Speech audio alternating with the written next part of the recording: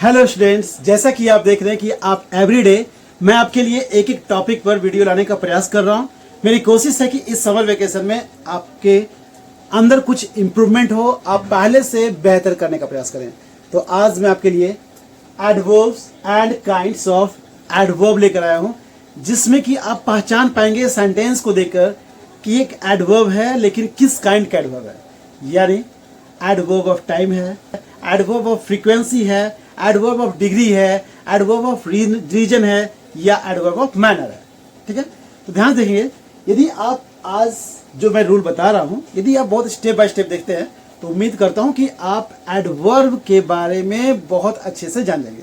कभी कभी interrogative sentence में भी आपको एडवर्ब देखने को मिलता है, तो कैसे पहचानेंगे कि ये एडवर्ब वाले सेंटेंस है। ठीक है, तो आज मैं पॉइंट्स जो बताऊंगा स्टेप बाय स्टेप लास्ट तक देखेंगे बिना स्किप किए हुए, क्योंकि जैसे ही आप कंप्लीट करेंगे आज का टॉपिक, तो इसके आधार पर एडवर्ब क्लाउज या एडवर्ब फ्रेज के बारे में और बेहतर तरीके से आप सीखेंगे।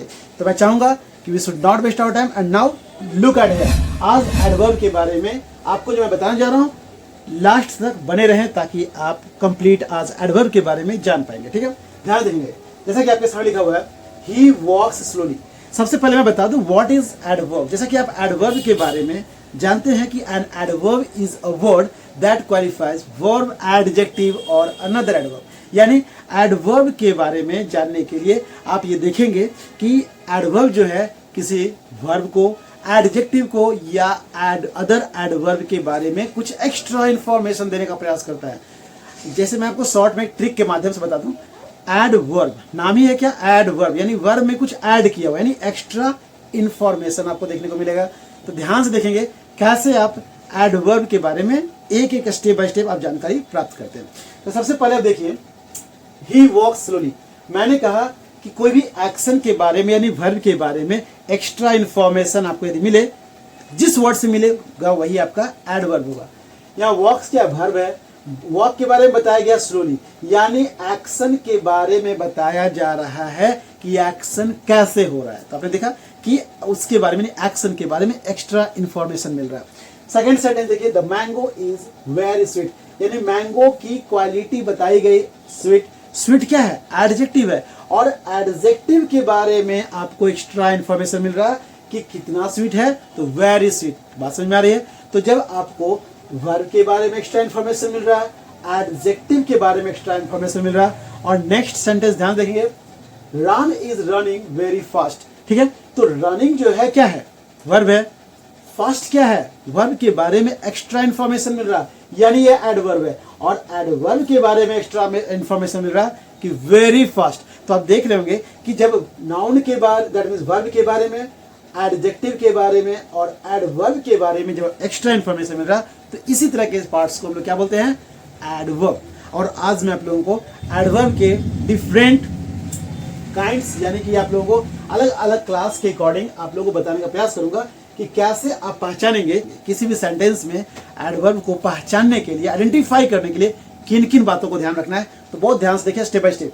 सबसे पहले आप ध्यान से देखेंगे, एडवर्ब्स में be divided into the following classes. ठीक है, एडवर्ब को यहाँ पर बताया गया है कि अलग अलग क्लासेस में अकॉर्डिंग टू देयर मीनिंग के अनुसार से एडवर्ब को अलग अलग क्लास में डिवाइड किया गया। फर्स्ट देखिए, फर्स्ट क्या है, एडवर्ब ऑफ टाइम।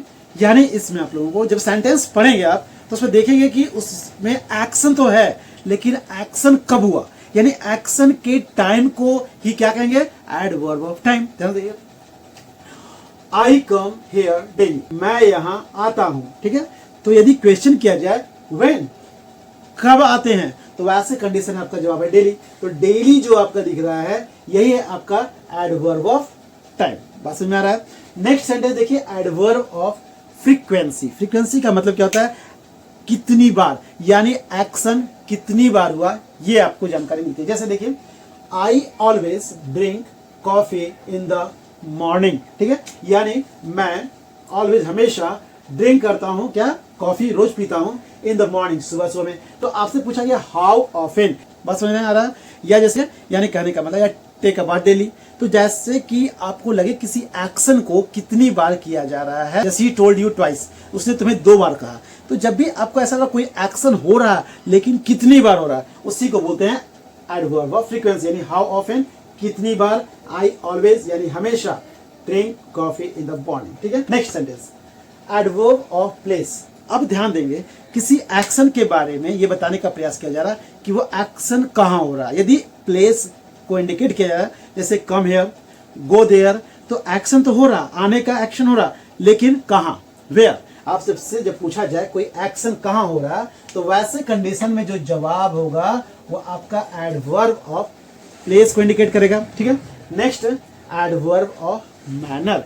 मैनर का सेंस हो रहा है कोई एक्शन जो है कैसे हो रहा है। ठीक है, जैसे मान लिया जाए she is speaking slowly, the fan is moving fast, यानी जो एक्शन हो रहा है कैसे हो रहा है, फैन बहुत तेज चल रहा है, वो बहुत धीरे बोल रही है, या ही इज वॉकिंग स्लोली, वो धीरे धीरे चल रहा है। तो वैसे कंडीशन में यदि आपको लगे जैसे ही इज स्पीकिंग लाउडली, वह जोर जोर से यानी जोर से बोल रहा है, यानी बोलने के बारे में बोला जा रहा है, उसका मैनर जो है वो जोर से है।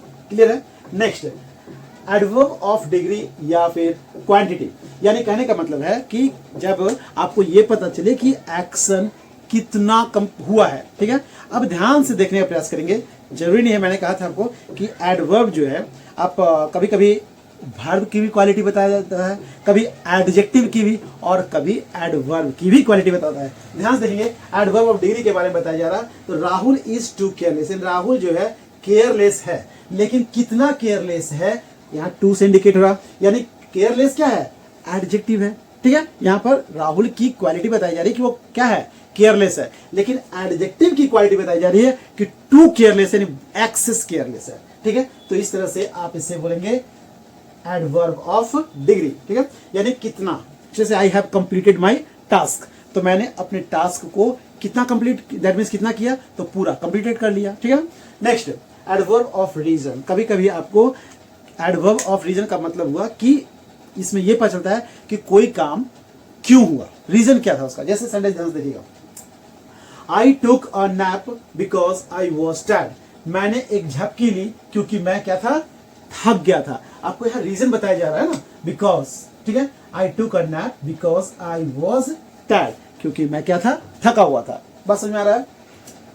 तो यहाँ पर जब आप देखिए कि जब भी किसी दैट मीन्स कि सेंटेंस में आपको जब टाइम से रिलेटेड कोई वर्ड दिखाई दे, ठीक है, एक्शन टाइम से रिलेटेड दिखाई दे, तो उसे आप एडवर्ब ऑफ टाइम कहेंगे।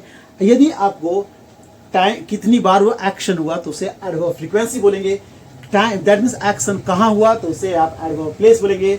एडवर्ब दैट मीन्स एक्शन कैसे हुआ तो उसे आप एडवर्ब ऑफ मैनर बोलेंगे।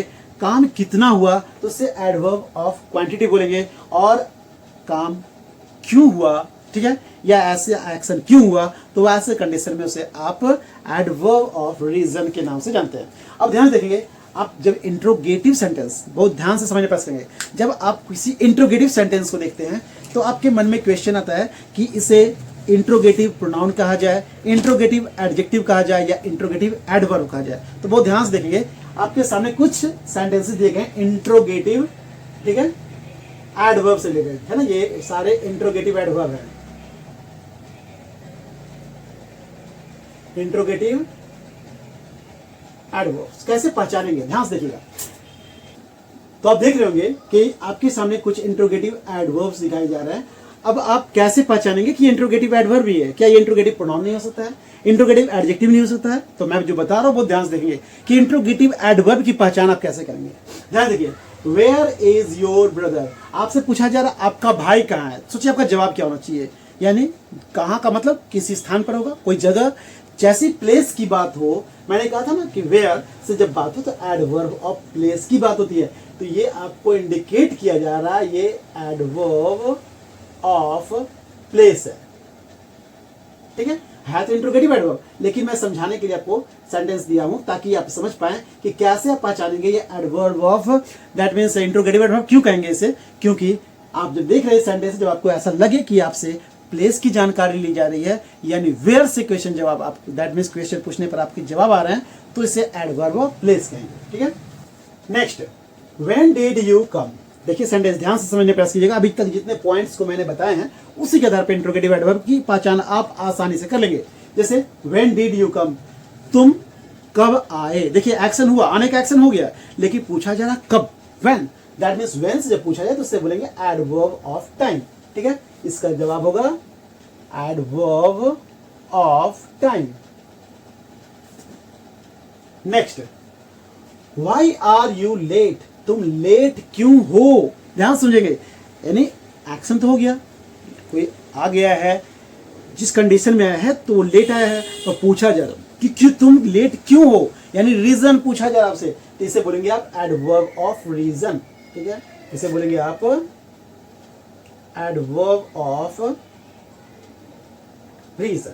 नेक्स्ट ध्यान देखिए, how did you help her, तुमने उसकी मदद कैसे की। देखिए ध्यान से, how did you help her, तुमने उसकी मदद कैसे की, यानी आपसे पूछा जा रहा हाउ, यानी मैनर पूछा जा रहा आपसे, कैसे की, आपने काम कैसे किया, तरीका क्या था करने का, तो ये हुआ adverb of manner. Okay students, तो आपने देखा कि यदि आप एवरीडे आपके सामने, या आप जब बेल आइकन पे आप क्लिक किए हुए होंगे तो आपके पास सबसे पहले नोटिफिकेशन पहुंच जाता होगा, और आप देख रहे होंगे कि आपके लिए मैं एवरीडे एक एक टॉपिक पर वीडियो बनाने का प्रयास कर रहा हूं। मेरी कोशिश है कि आप पहले से बेहतर करें। इंग्लिश ग्रामर में जो कमी है आपके अंदर, या आपको जहां लगता है कोई कंफ्यूजन है, तो उससे रिलेटेड मैं खुद कोशिश कर रहा हूं कि आपके कंफ्यूजन को दूर कर दूं।